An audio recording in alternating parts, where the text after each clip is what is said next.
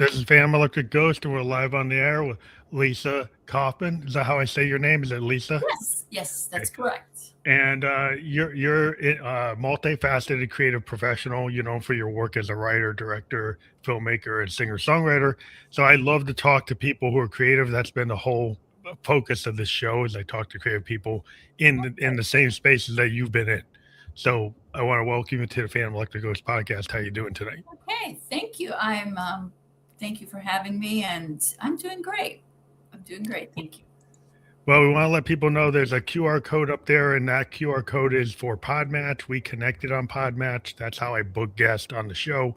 If people are interested in podcasting, want to be guests, or they're a host of a podcast and are looking for a guest, just take your phone and do a QR code on that, and you'll find out about it. That's how we do that. We just promote that because we're part of that network. But I want to let everybody know that this is a live podcast, so this is a live interview. So we're gonna talk to you about what motivates you and why do you do what you do. Okay. So where do you want to start with that?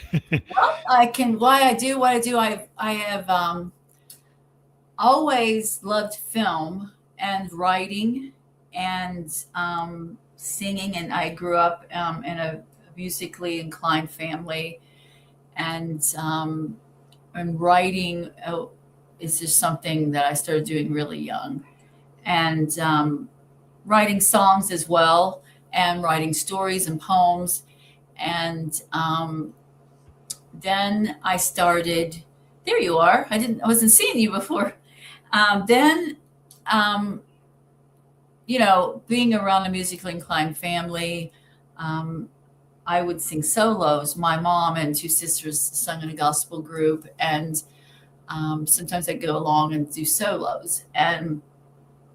But then as I got older, always continued in my writing just as a hobby, Mm-hmm. and continued singing and writing and songs, and then as the computers and internet started growing, I kind of just evolved with that, and would get equipment. And then I fell into starting to work in someone that wrote books, and that's a New York Times bestselling author, and that also has had movie deals with his books, and kind of it was all my forte. So I fell into that in my latter 20s, and then I started really realizing that I had the abilities to do film. It is very natural to me, and Mm-hmm. editing and all of it, and what I love most, why I do it's just a natural thing. It's everything reels in my head when I'm writing like a Mm-hmm. film. So Yeah. when I started working in film, it just seemed natural. I felt like I was doing something I've done before, and um, it is truly my passion, and I feel like it's just what I'm supposed to do. A Everything I do, I can put in film. I do my own scoring. I write. I'm a Yeah, you got the whole cinematographer. picture. You're a multifaceted artist, and I think it's interesting because film is writing, but it's like also. I mean, you have to have a story. Right, Every artist tells a story in some frame. right. Like if you're a painter, your painting tells a story. If Yeah, you're it tells story. a songwriter tells a story. If you watch a film, it tells a story. Even Yeah, if it's a silent film, it's telling a story. Every yeah, visual, like the nonverbal things. The thing what I like about film is like you can have non-verbal visual cues that the actors can do things or the director can put change the focus.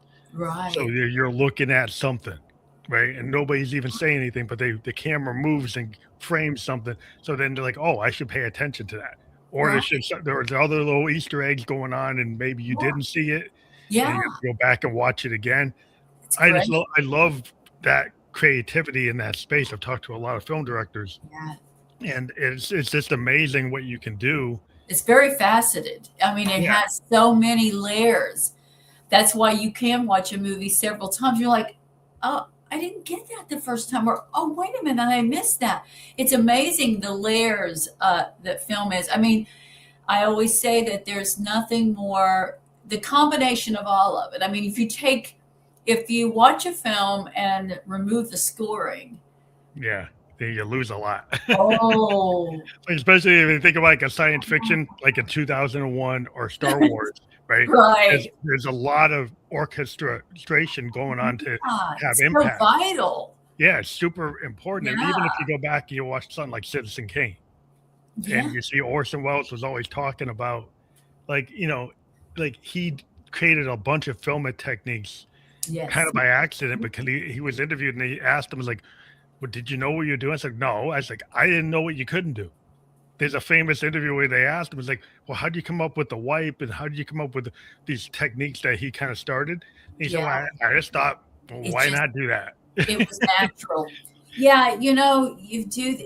That's what I feel like that it's just what I'm supposed to do. It's like it was just so natural for me. And when I'm doing it, it's you kind of get into a zone. Zone, like a musician. Like in musicians, we get into zone. So I think there's a parallel there. Like if Yeah. when you're a musician and you're writing a song or you're playing a song in front of a crowd, and somebody asks you like, well, like, you were really you really got it there. And it's like, well, you were kind of in a trance or like in a zone. Yeah. Like, and if you ask a musician, like after they did a solo, like I do a lot of improvisational, Oh experimental yeah, I jazz love type of stuff. improv. Yeah.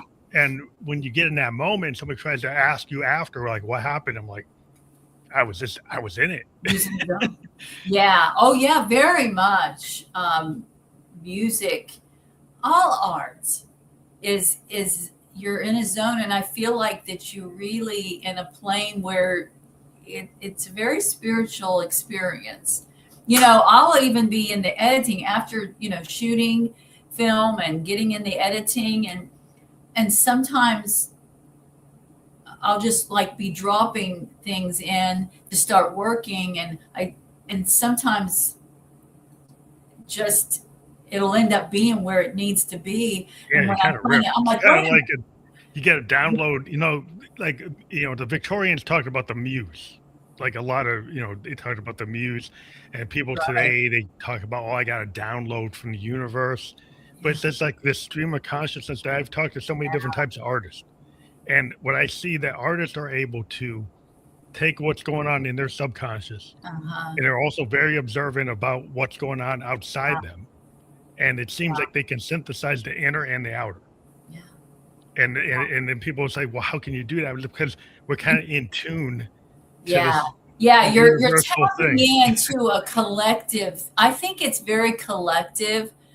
Um, and when I'm writing, I wrote my first novel. I've written since I've been a child, but um, novels was always very intimidating. And last year I started finally sit down and mastered it, and now it's just a breeze for me. But one of the things that I started noticing, I just start typing, and I will just start entering characters that I didn't even know or coming out of nowhere. And I'm like, I have no idea why I'm putting this person in.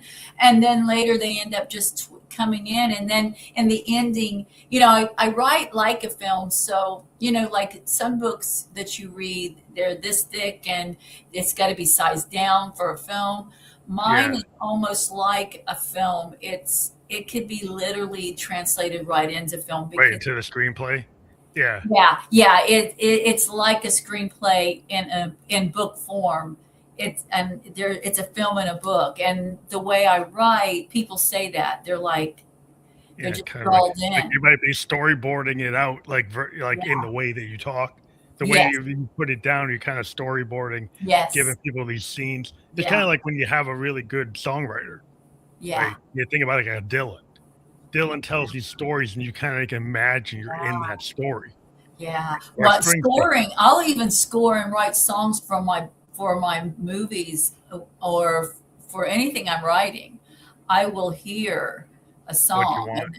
and then and then I'll write it. So, and most of like the films that I've done, I've You especially scored written them. a song Yeah, you for it. scored them Yeah, too. scored during while I was writing. Well, I sweetheart. think that's a cool that's a cool thing to happen. Um, because I think it's like if you are able to like have a vision and if you, when you're able to be like the writer, the producer, director, when you hold all those hats, then your Right. vision is you could need help. Everybody needs a team, but I think sometimes like you have these visionary writer, director, filmmakers, right? They know what they want. Yes. So Yeah, they, I do. they Yeah. Yeah, it's like, I love teamwork. And most of the time, right now, it's me most of the time doing a lot of my stuff. But it is great to get the collective from other experts as well. I've not had much opportunity for that really. And Mhm. and I look forward to that. I'm looking forward to that for future projects. But um, yeah, I mean, there's nothing better than being a part of something so creative to where you're telling a story and the way you want to tell it, and knowing that it can make a difference. Most of my stuff, there are some things it's not.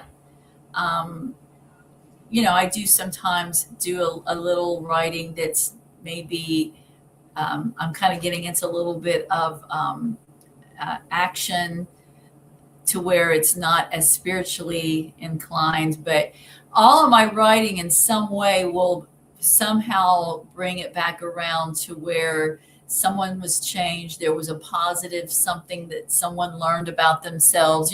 Okay, It's so you're just telling like part a of lesson who I learned. am. It's like a Yeah, fate. I can't. Yeah, Yeah. I'm. I've always got to have that layer in there to where it's going to make someone think about their own life or make a difference in their life or make them think about something, Well, whatever you I'm want to make writing that statement. That's the about. thing about art. Is like you've got a vision. You want to make a statement, and when you really like, sometimes people are looking for other people's stories. It's kind of Right. like if you're a musician and you're a studio musician and you don't write your own stuff. You just play like you like like the Right. Oh yeah, they're like like the amazing. Funk brothers at Motown. It's like they were great musicians and they wrote a lot. They created stuff, but it wasn't really theirs. I mean, it No. wasn't And their there's an it art wasn't in their band.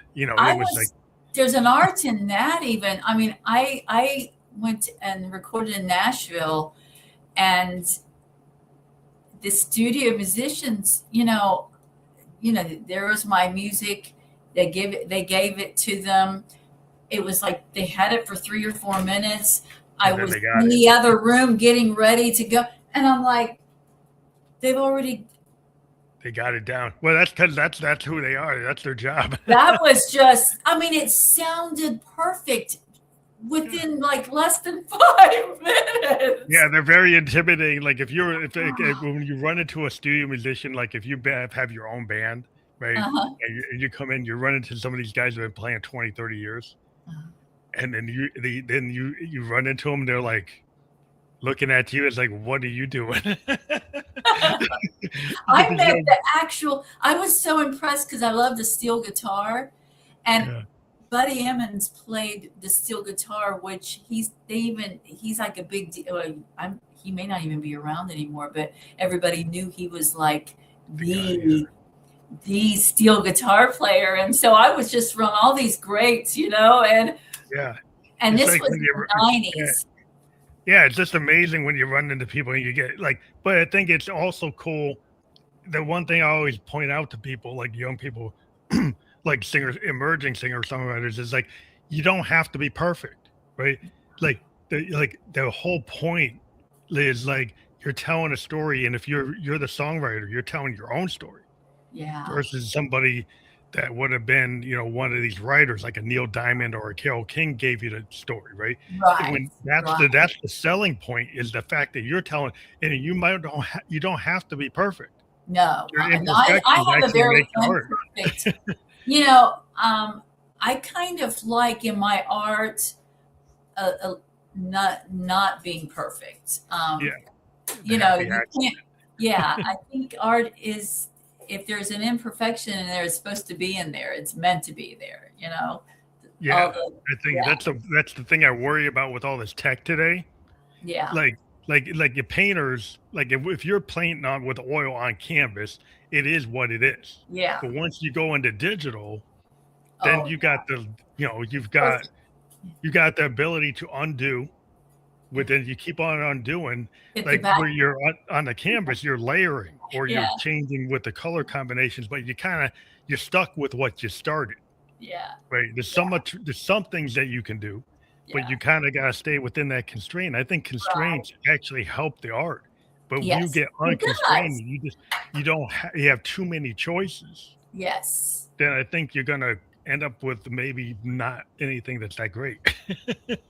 Yeah, it is good to have the imperfections. And for the festival, um, I'm I'm going to be doing. I had it sitting back here and it got put away.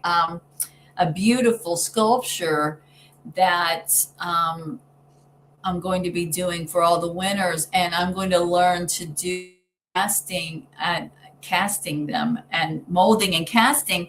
And what I like about that is going to be each one's going to be different with its own imperfections for each winner and to me Right, you're truly getting a unique award because of that. So I just think that when you're singing live, there's nothing like hearing that person sing live, that it's not going to be the perfect recording that you're hearing on the radio. You know what I mean? yeah, it's like You're if you're hearing running. a live. Yeah. Yeah, that's always worry about, like, bands that don't have they just have a DJ, right? And then you have all your backing vocals, and maybe Uh-huh. you're doing, like, your lead vocal, but you don't actually have background singers, Right. and it's all background vocal, you're kinda locked into the track because Uh-huh. it's not a live band, and I'm like, I'm a child of the '70s, if I wanna see a band, it's like, I don't wanna hear it the way you did it on the record. No. Yeah. I'm coming to see you Yeah, to we see hear if that you on the do it radio. to Yeah. see it to see if you're gonna play it different than what's on the radio. Right. Yeah, Yeah, you want to hear a raw version of it. a raw version of it, like, Yeah. you go to see, like, Journey back in the day, you go see some band, but they would improvise a little bit. It wouldn't be exactly the same. No. It's actually the live version, and the live version doesn't have to be the radio or the CD or the Yeah. album version.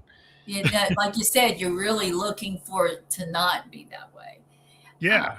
yeah, I I mean, agree. we go see the Grateful Dead, that was the whole point of the Dead. You go see the Dead, and people would follow them, and they would watch them every night, and every night they were doing Did it you different. have you seen? I've never seen them But yeah, I live. saw them back in the day. Well, I mean, well, Yeah, they not have real it. back in the They're day, but following. they were They, always touring, and I saw them like in the '80s. yeah, But their following was huge. amazing.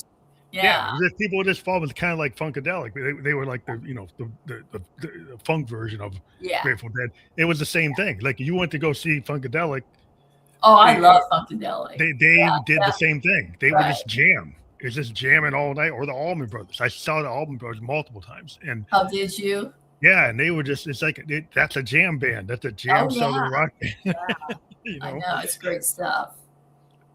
And I just like I worry these kids like like you're too much in the box. Yeah. Yeah, like the hip hop is fine, but like if you just or even EDM is like they have these new forms and Yeah, I mean, everything's just in the pop. I like a lot of that too, but I do like it very Yeah, like raw and live. natural and Yeah, just I want to see somebody riff a little bit. Like even if if you're old hip hop, they're actually using vinyl, and it took some skill to actually do that. Now they're right. using these CDJs, and a lot of that is like it's on automatic. Oh, Like yeah. and it's not as skillful as actually having to do it on the vinyl. And so there are Yes. some clubs in New York that say like you've got to do it with the old turntables. Oh, And so wow. they're kind of Yeah, trying to force definitely. the skill set back because it is a certain skill set. It's not just as simple as people might think. It's like they want to get people to get their chops back. Yeah. Yeah, that's yeah, I always, that's the one thing, and I gotta, I want to do an album.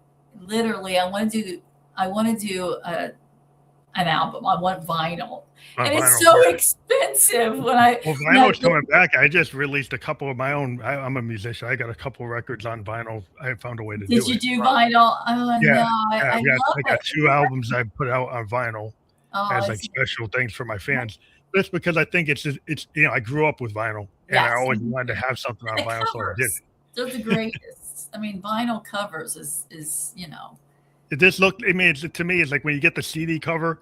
Because I was a kid, looking at the Zeppelin albums, oh yeah. and They're the art of a rock album back in the day, like open up like Tommy from the Who, yeah, or like any of the big great. Pink Floyd albums. Like Elton John's. I remember Yellow Brick John, Yellow Road. Brick Road. You open that up and you're like, wow. I mean, it was a whole. You It's brought it home, amazing. and Yeah. you were like, you got into the whole thing because it's like you said, it's multimedia. It's like Yeah. it's the art of the album cover. You're reading the lyric sheet and you're listening to it. Yes. Right, so you're tactile touching that vinyl. Yeah, it's They very physically much have something. yeah. Now these kids today, they don't physically have something unless they want to go back and get into tape and vinyl. Well, I I mean, think now you lose it. Yeah, that's how we got to see the artist. That's how we didn't have, even MTV yet. You know what I mean? yeah. So, I mean, I remember, MTV when it started, and I was like 18 when MTV started, and or that I knew about it. I'm thinking it was about 18 when it started. It was like in the 80s. Yeah. But Yeah, I remember I was around. I was like, and I remember my first video, and I was heading out to California on Greyhound, and I stopped in to my friend that lives in Indianapolis, and she was like, "Have you seen Michael Jackson's Thriller?"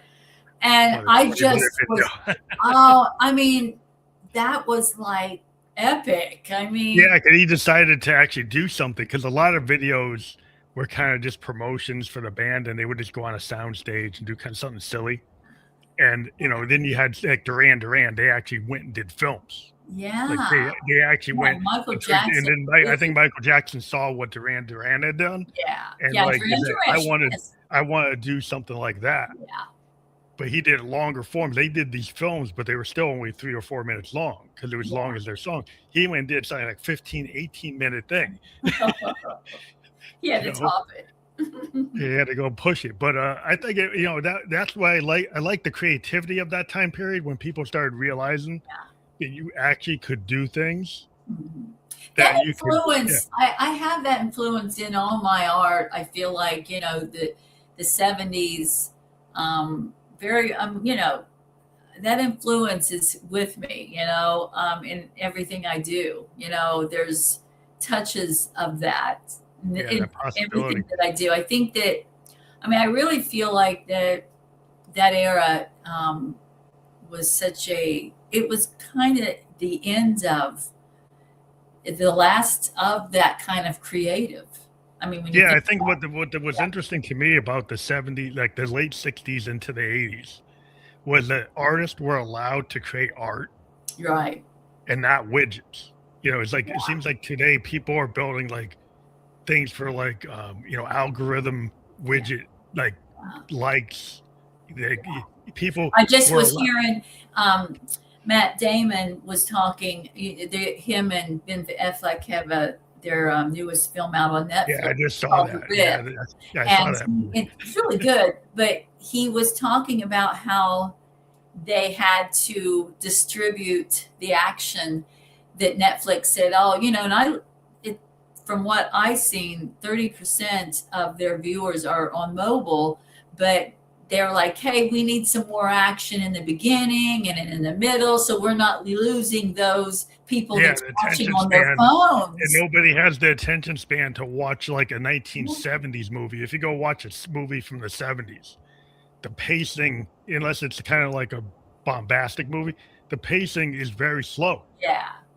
And there's Easter eggs and there's things where you have to go back and look at it and watch it again because it's not designed to just hit you over the head. But today, like somebody was on their cell phone, they're on their iPad, they're on their PS5, they're on their Xbox while they're watching a movie. So Right. they're not really getting it, right? They only get it if something's like bombastic. Yeah. It's the way it is. But I that's what I love about independent film, because it's not in the confounds of studio Telling you what to do. formulas. And I'm in the interview, sweetheart. It's over there. I apologize. That's fine. Honey, I'm talking to someone. Sorry, you're right. But anyway, yeah, it's like that's the best part of independent film, is that you're telling the story in the way that you want to tell it. Yeah, you're not they're having a studio telling you like Yeah, you have to do this many, like you got to do like, sometimes the films they're actually pushing like products, right. product placement. I mean, they're telling you what you can do and what you can't do. Right. Like if you have a plot and it's too Can't complicated, they're imagine. telling you can't do Yeah. it. Yeah, I mean, just like that. I mean, when I watched that film, actually, it was funny. I didn't read that article until after I watched the film. And I remember thinking, oh, wow, they're doing that kind of early. I noticed that there was a lot of action that normally would have been more for the ending. Yeah, they And push and it. then when I read that article, I'm like, I knew it. I felt that. So that has been something that Netflix is doing now. But see, I'm beginning a OTT platform for independent Mm. films, So you can and get so people can have the indie films. Yeah. yeah, and I'm going to do it very unique, and I'm just getting so excited about it, because I just get the festival gets so many great films that will most likely never be seen, and from all around the world, that is just really good stories. Oh, so And you want to have a platform on the internet to be able to push those films? yeah, what was that?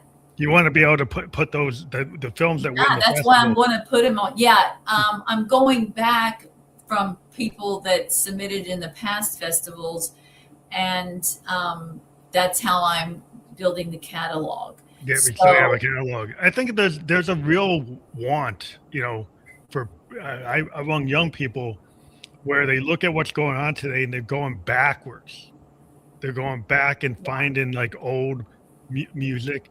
They're yeah, going looking at vinyl. They're looking at 8 tracks. They're yeah. looking at older Eight films. tracks. Yeah, I mean, there are kids who are. I ran into some kids and I they know, were like, I haven't seen an 8 track for so long. they're collecting 8 track recorders because they're finding these albums. They're on 8 track Yeah, I recorders. have never seen any. Yeah, They weren't my very dad had one. lasting. My dad had one. I inherited it, but They but they're, they didn't seem to last as well as them and the no, the cassette cassettes. they would break. I mean, they're Yeah, very hard to deal with because they would get stuck, yeah, and so there's and they get people who are ate up. looking for the Yeah, ones that didn't break. It's like it's a niche thing. There are people looking yeah. at reel to Oh yeah, reels. I would love to see. It would be great to see one of those. I had a little Carrie one, and I loved my 8 tracks. But Yeah, I had a you're little so toy one big. as a kid. They gave me a toy one that had like children's stuff in it. Yeah. Songs. Yeah, my dad had one with the Stevie Wonder albums. And he had all these Motown Oh albums. yeah. So Yeah. like he took real good care. But he even had a kit to fix it if it got stuck. He was so Oh into it. yeah. And he Yeah. had these kits, and it would show you how to fix it and pull it out. That's He was really great. into. That's great. But like, yeah, the film festival that you're doing, is the Luna Lumen Film Luna Fest. Lumen Film Festival, and Yeah. I started in 2021, founded it, and there's nothing more rewarding than um, putting your energy into helping other people that has your same passion, and Hmm. it is so rewarding. I love the festival, and each year it just keeps evolving and growing, and now I'm finding this year things are coming full circle, and that's why I knew it's just literally I got up and I'm like, I got to do an OTT platform. I actually come up with the name a couple of years ago, but I just wasn't ready for it because I didn't really, I have developed, I can do web development, and I've been very much a big part of the back end of things. And Hmm. so in the beginning, when I started in the industry of web development and portals and building back end things for films and books and things like that. Um, so when I thought about doing the festival, I kind of just, it reeled in my mind, and I just set out and started creating it and started it in 2021. It just keeps evolving. And then just in the last month, it's ready. It's Filmaflix is going to be the name of the OTT platform. So I feel like it's connecting. So it is they are affiliated, but you don't have to be in the festival to be on the OTT platform. But definitely anyone that's ready to get their film out there can submit, and I may go to them if I see a film that I feel is great for it. But very early, like the ones that's submitting this year, probably is not ready to be there yet. So that's why I'm going to the past festivals that I've had and contacting the filmmakers from 21 that I really liked, that I would like on the platform, because I will remember them. When I see a film that I really liked, I'll remember them. So I go back into my databases and I'm like, okay, this one here I can see on the platform, and it just is super exciting. I could do it all day long. I literally will start editing a film, and I'll start at 7 a.m. and it's 6, and I got a bag of chips and I'm still editing. It is just I don't even realize how long I've been there doing it. When I get all my footage and everything that I'm going to be working on, and sometimes I do my short films. Sometimes I just do them in bits and pieces. I'll go get some footage and then I'll put it in and work in some music maybe that's another thing that will happen. I wrote a song 2 years ago that I didn't even realize, and then all of a sudden in my editing, I'm like, wait a minute, I have a song I can put, and then I go and pull that music. So yeah, it's good to keep a archive of all the things you work on, and then sometimes you're like, oh, this fits with this project. Maybe it didn't fit with this project back when I was working on it, but now it fits today. It's right here. Yeah. Everything is in them. Well, that's I carry it everywhere. Well, the film tool, like there's so many people who can create films with these, modern smartphones, that is that where a lot of the content that you've in your film festival, is it coming from people who are using? Most people are using, cinema cameras, but you can do, certain shots that it's 4K. My this one here is 4K, and it's an older Apple, but there are some shots that if it's hard angles and things like that, you can still got to use the better professional camera then. But your cinema cameras with your different lenses, are good, but you can easily, especially with the newer iPhones with the 3 lenses. I mean, you can do some great work with that. And then when you get it into the editing, I mean, modern editing tools allow you to do. I love software. I mean, I'm a huge software guru. So I have so many different things I use for certain things that I want to do and achieve. And I have my own, kind of my own system that you set up. It's kind of rewarding to figure out how to do some things your own way rather than doing it your own Adobe and you can do this, but I can get that same look by some other ways. Very creative. Tools. Yeah, yeah, I think it's interesting to take like whatever tools you have. Like as a musician, like I'm Yeah, a synthesist, so I have like Moogs, and yeah. I've got like Rolands, and I've got all these. I got a lot of different sonic tools Oh, I'm from a sure you regular do. piano. And I got Yeah. all kinds of recording equipment, and you can run things through pedals, you run through things, effect processors, Yeah. you run things through all these different things. You can turn something, you change the color of the sound. Yeah. Whereas I think filmmakers, you guys change the angles, change the colors, Oh, yeah. change like the lighting. There's all this stuff. It's the same thing like in music. You can change the color of the sound with filters and EQs and Absolutely. all I kinds of love processors. filters. Yeah. Yeah, And there's the majority of those kind of things, you can have your gels and your things physically on the set, but it's never going you're going to bring it into your software and do things that it's much easier just to do it in the software. yeah, You know, of course, there are techniques that you want to do on the set that that's going to be you more unique than if you did it in the software. So I mean, there's a balance there's there. a balance to like what you want to do with like Yeah, physical lighting and yeah. and Oh and yeah, like because there's some things just can't be brought into the software, lighting especially. mhm, I'm really good at, I'm very good with lighting, and I know what I want when I have mhm. it. So, Yeah, there's a right. certain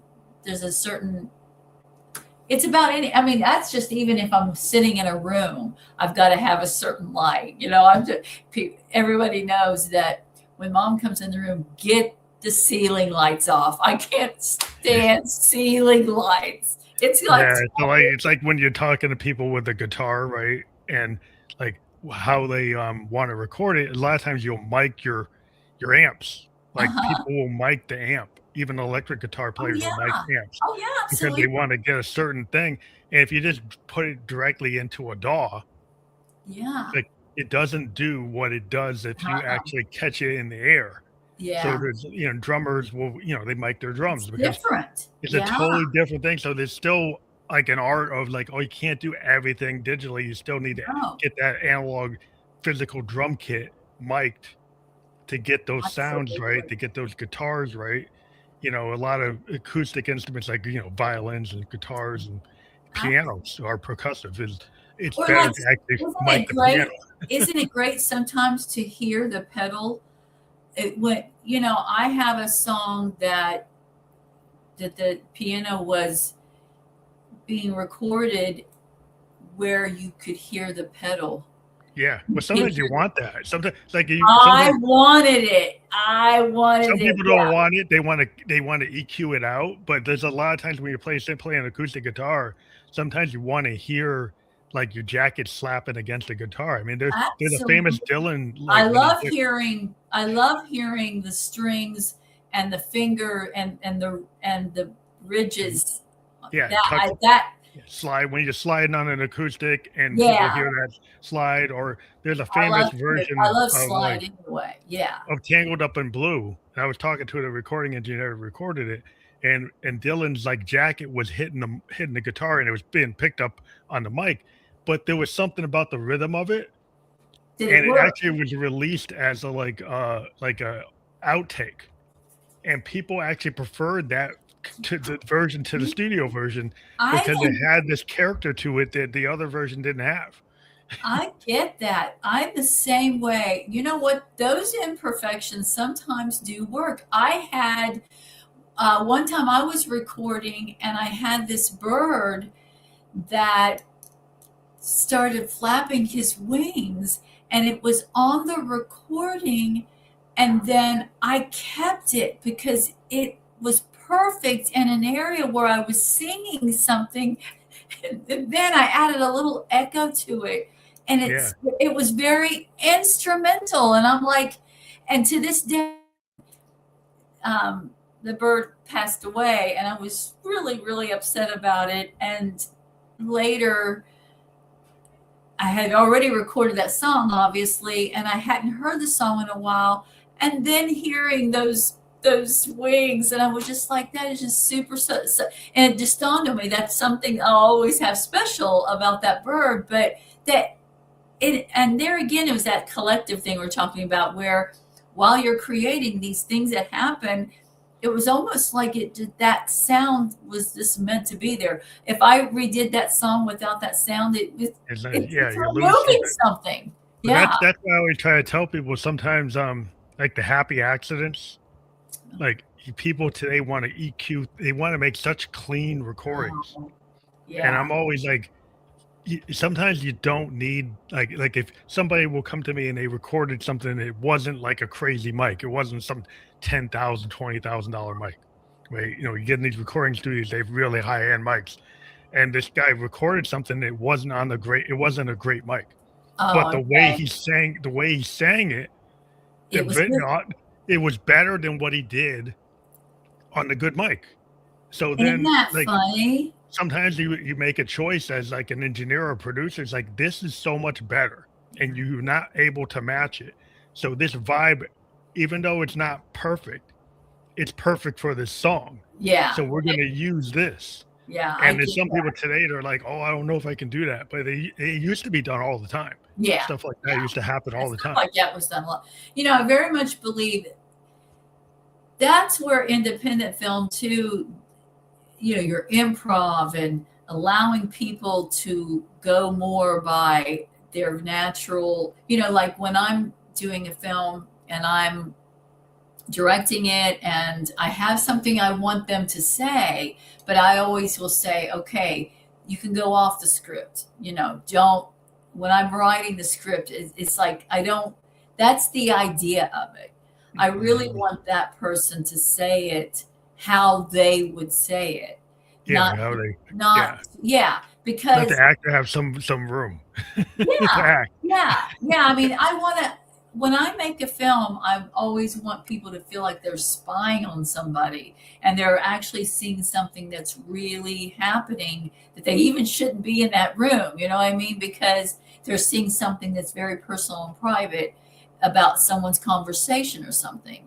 So to me, that's what, you know, I mean, there are a lot of great actors, but I see most movies, I still know they're acting.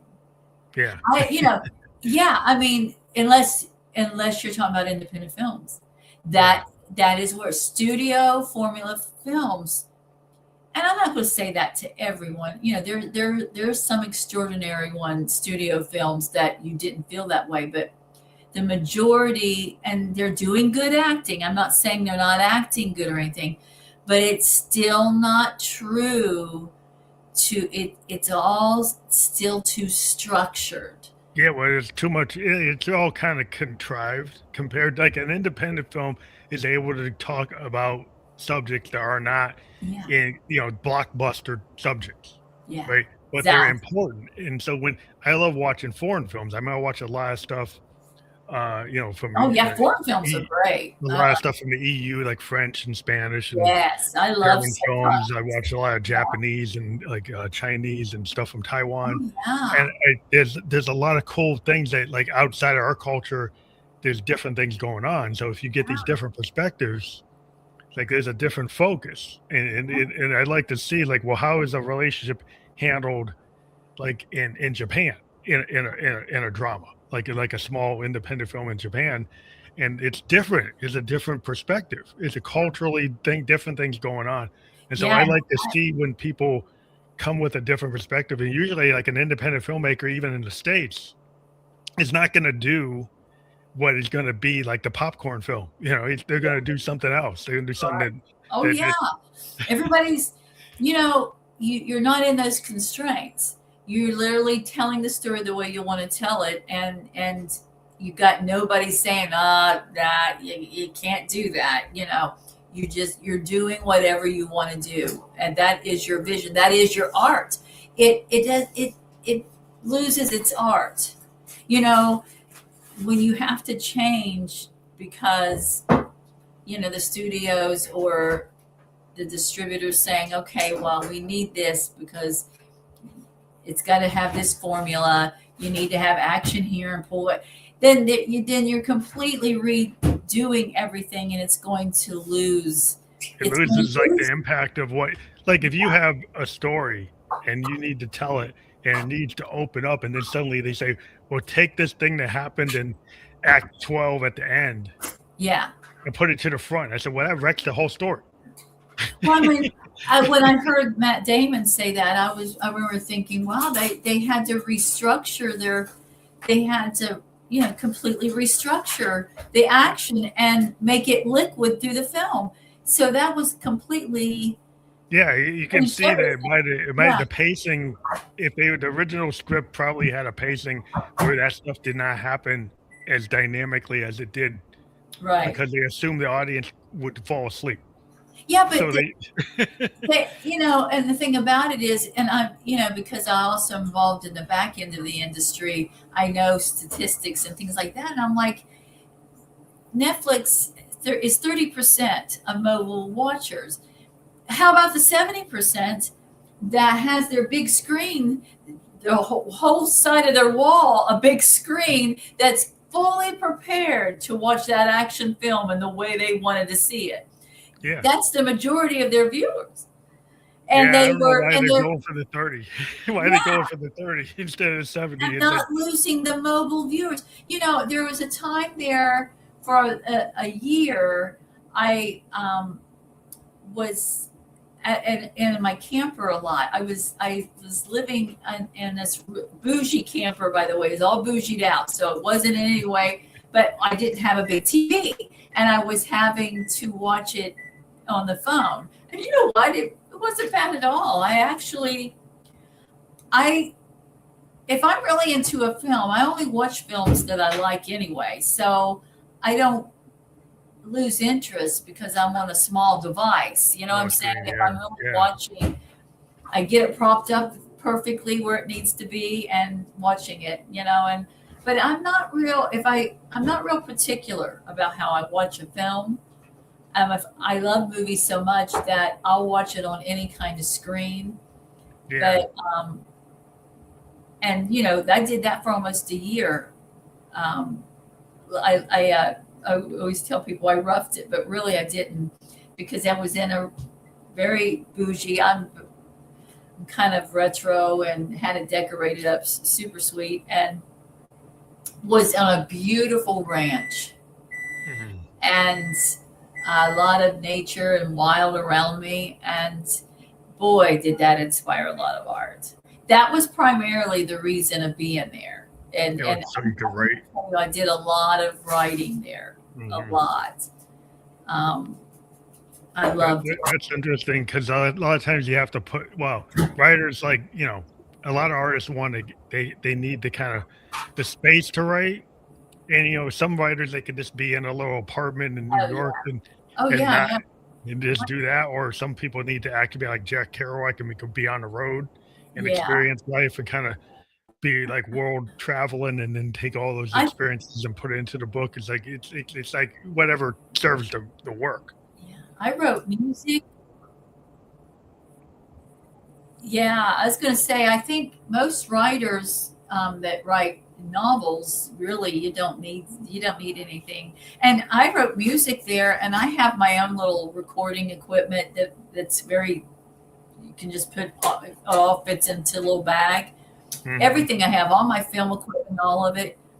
I was toting it. It's for most of my stuff's very portable, but I think that being in nature always inspires art. Yeah, I think, like, I live in New Hampshire, so I love going out in the pines, walking the trails. I like to mountain bike. And when I'm in the woods, I'll get ideas. I'm a musician, but I'll be like in the woods and something happens in nature, and then I'll be like, oh, I can use that as an idea on my piano. I can come back and I can take that experience as what I felt, and I'll put it into something, a phrase on my piano. But it's just like that going out there is it's And nature sounds. Do you ever record some nature sounds and put them into your oh recording? yeah, field. I have a thing that can do field recordings, kind of like Yes, used to the progressive rock band Yes. One of their Oh albums, yeah. Close to the Edge. They actually like taped a forest. They it's at the beginning of Close to the Edge. You can hear all these sounds from the forest, and that was actually a field recording. I've actually gone out to the Merrimack River and field recorded like the sound of the river Oh and yeah, that's put it nice. into some of my stuff. There's a lot of cool stuff. Just like anything in the woods, if you pick up on a nice mic, there's a Yeah. lot of cool stuff you can use. And Oh yeah. I just let it, it's like whatever's happening, I just get it, and then I said, well, I'm going to use whatever happened. Yeah, it is. I know. I was writing one time, and I was in a cabin where there was tin roof, and it started raining, and that was it was a meditation song too, so it worked. Yeah, that can work. Yeah. Yeah, and it really worked. And to this day, when I go back and listen to that, it is so relaxing. There's nothing like hearing rain fall on a tin roof. Yeah. Well, rain, anything with water. Like I love Uh-huh. getting like creeks, like a river or a creek, or just like sounds from a lake when people Oh are yeah. in the lake and there's stuff going on around the lake and just picking up the ambience of it. Oh Uh, yeah. there's a lot of That cool stuff that you water just pick is up. so soothing. Yeah, it's very, very soothing. But yeah, I guess, the whole idea of art is that it's spontaneous. I Yeah, think most that's the things point. you can't really plan art. Anybody that I think doesn't, if you overplan art, it becomes like too contrived, and yeah, that's what we get with a lot of popular work today. Is it's very contrived. It's kind of designed like a widget. yeah, It's kind of like junk food, and maybe you like it because like you like to get that same thing all the time. But if you really want something that yeah, satisfies your soul, it's gonna be like from that food truck or from that restaurant that's not a part of a big conglomerate. It's like if you really want a good piece of music, you're gonna listen to that piece of music that's not just the catchy song, but the song exactly. that pulled like your heartstrings, Yes. which is not necessarily the catchy song. No. No. Yeah, it's any kind of art. Yeah, when you try to control it, make it perfect, and remove imperfections or change things that to make it formalized, it's just not going to lose. And they do still create studio films. There's a lot of beautiful films done in Hollywood, so it's not taking away from the beautiful films that are made there. But I prefer much. I always say, no matter how much money or have for a budget of a film, I don't care if I have a known actor in my film. I don't, and I prefer not. Um, I don't want, if I'm writing a script, I wouldn't just want to find the person that's right for it that's famous. I would want to find the person who's right for it, period. Yeah, right for the Because, piece. Yeah, because yeah, that's what you don't. Because the thing is, like sometimes the actors they bring that whole like vibe around them. yeah, And sometimes you'll see like in films, like they don't pick the obvious choice, they pick some unknown yeah, because they don't want that vibe.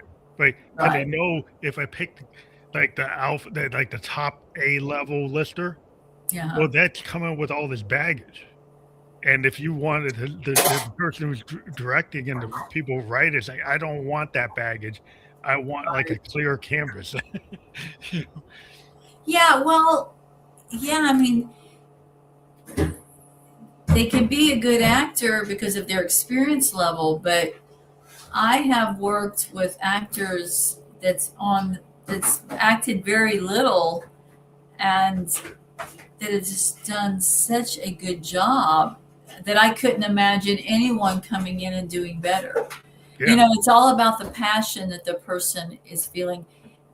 The film that I did called Chestnut Tree, it was a short film, and it was my own script of Anne Frank and how her and Peter Van Pels, how they had, it is basically, I was inspired when I was reading her book about that friendship.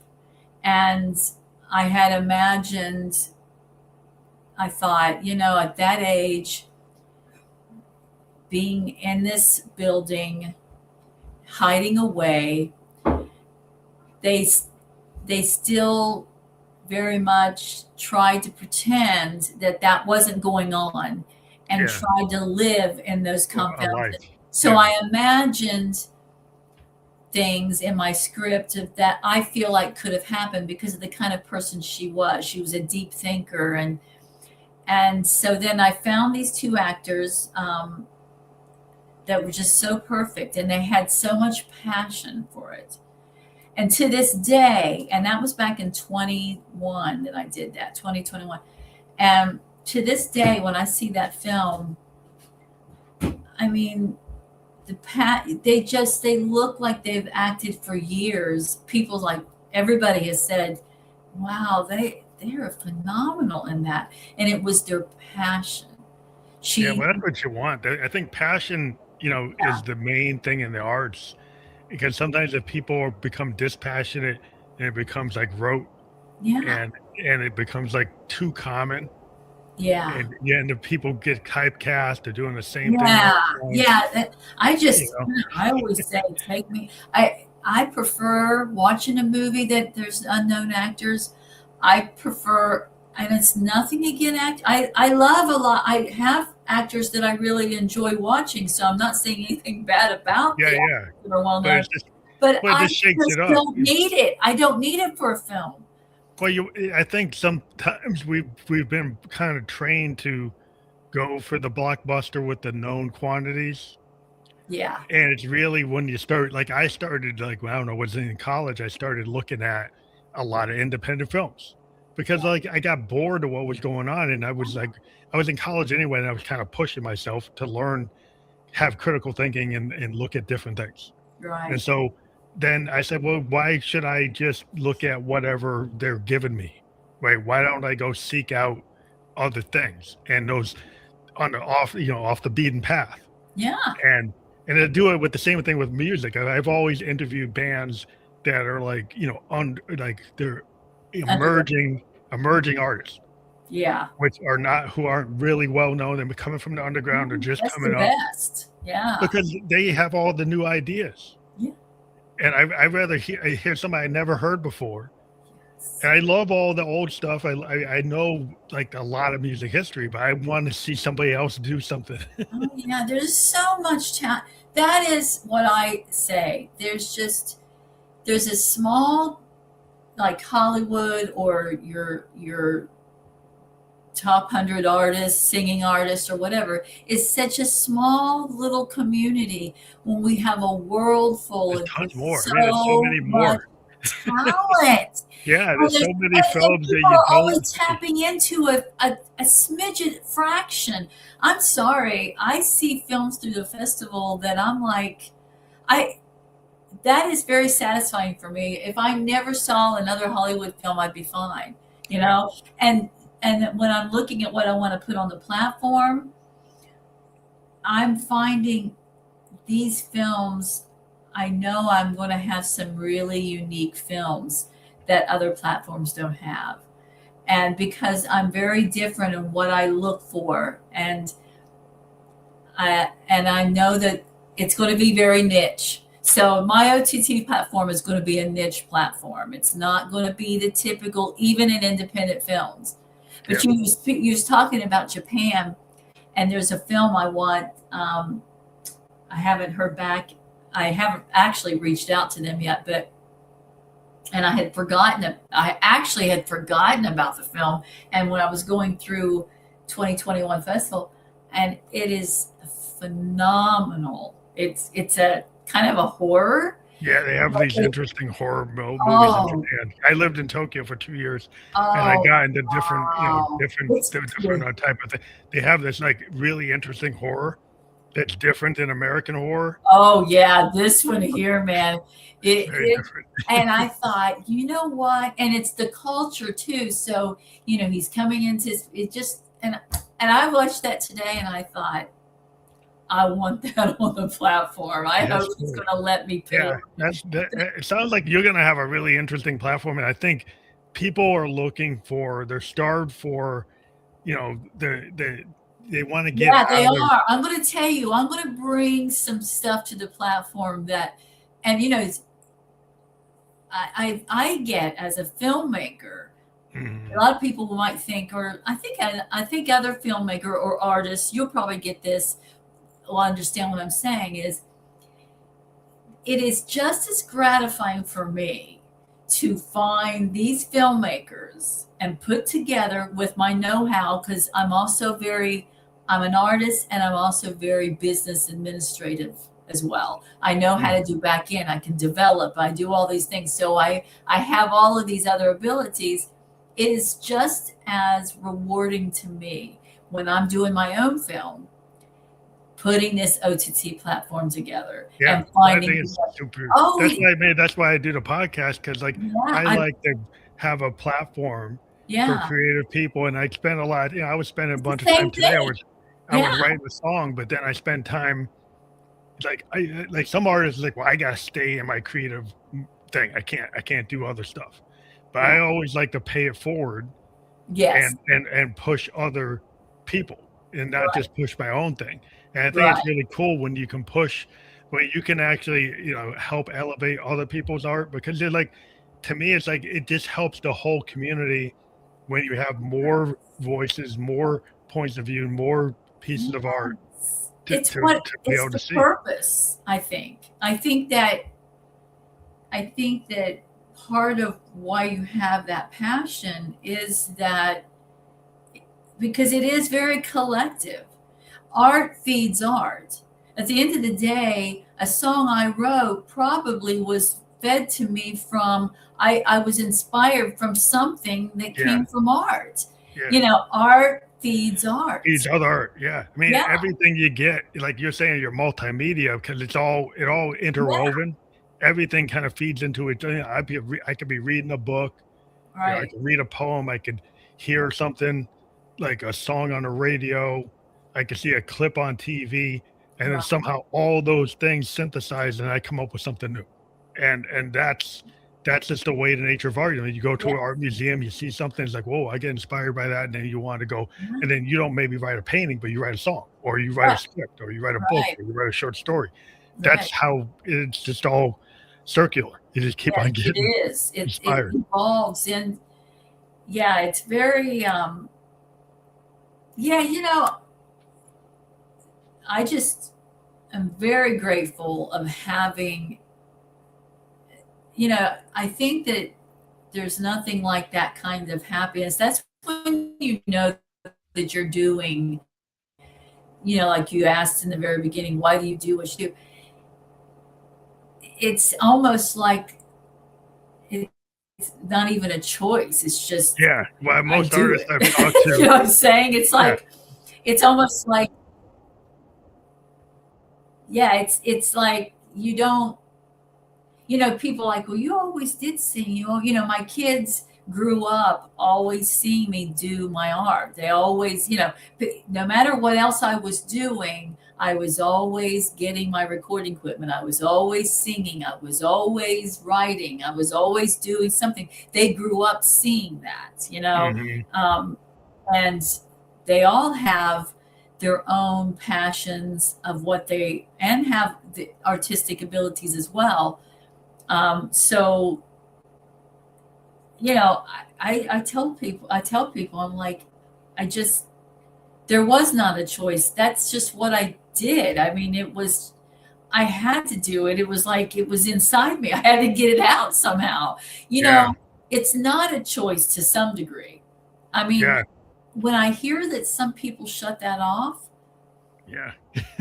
I That's a don't, hard thing for, yeah, I think what I've always experienced is, the artist I've talked to, and we'll probably close out right now okay. because we're hitting a moment, of like we've gotten to Yeah. hit our hour, but, Yeah.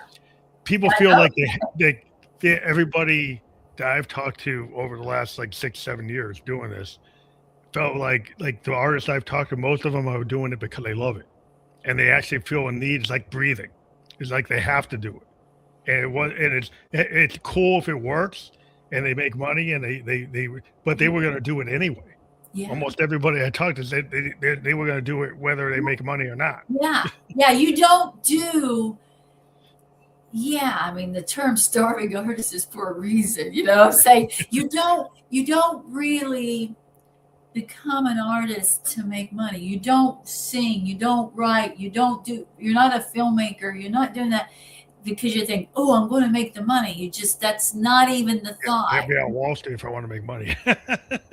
Yeah, it comes along. If it comes along, all the better. But that's not the goal. That's not the goal. That's not the purpose. But yeah, I don't know how, I have friends that are just like sometimes amazed by all the things that I do. And I'm like, it's not, It's not hard. That's what they don't, I mean, we don't find it hard to do the work we're doing. We feel like we have to do it. And it might look hard to other people because they can't imagine being in the artist in that artist place, because they a lot of people have kind of give themselves like a ceiling, or they don't give themselves a permission structure, so they can't even entertain ever doing it. But we gave ourselves at some point in our lives a permission structure to do it. I'm people are like, you're so confident, you're just it's just like, well, I mean, why not? Maybe I shouldn't be, but I am. Like every artist is like, to get on stage, to go and put that stroke on the painting, you have to have a certain level of confidence. And if you're the kind of person that you can't get past, like, I don't know if I should do it, then you're never going to do it, right? Like the artist was like, I'm going to do it, and it's going to happen. It's like, I'm going to learn, I'm going to make mistakes. But the process excites you and you want to do it, and it doesn't, it doesn't freak you out to the point where like, I'm going to retract for the world. You don't pull. I never, no matter who I'd be around, no matter the level of artistry or the fame, if it's a famous artist that has excelled and has Grammys or awards, I have no fear factor there. I can walk right up to them and talk to them just like they're like me. And if Adele would be like, sing a song with me, but honey, I'll sing with you. I would not feel intimidated by that. And I mean, if you're not intimidated by, and I'm not even close to singing like her, but I have a lot of heart when I sing, and a lot of people, that would be like a phenomenal thing to do. I wouldn't be intimidated by that in any shape or form. And I'm glad that, I think it has a lot to do with just being secure and knowing what you like and want to do, and your upbringing too. My mom was always give me that boost. You could always do what you want, that kind of attitude as well. So, nurturing has a lot to do with it, but also just if you really know you're doing what you're supposed to be doing. Well, I want to let people know that we have the QR code for your lumenfilmfest.com. People can take their phone and scan that, and they'll be able to jump right to that. They can click on that, and they'll get to your filmfest.com. And we do also have your Instagram up, and people will be able to click through that. We've been live on LinkedIn, YouTube, and Kick, and those links will be visible. But thank you for being here tonight. Yes, thank you. It was a really great conversation. I've enjoyed it. Thank you. And we're going to promote this on Instagram. We'll do some clips with our AI tools, and we use some landing pages that we attach to the story and to the reel. We push them on YouTube Shorts and Facebook Reels as well. So we'll do some highlight reels and get people to check out the landing page. We'll have all the different platforms. We'll be on Spotify, Video Podcast, Apple, iHeartRadio, Amazon by the end of the day tomorrow. So we'll get all that to you. and it'll get pushed out through all the other podcast platforms that we're on a bunch of channels. So thank you for being on the show today. Thank you. I appreciate it, your professionalism, and I really love what you got going here. Thank you so much. It was very nice. Thank you. Have a good night. You too. Bye.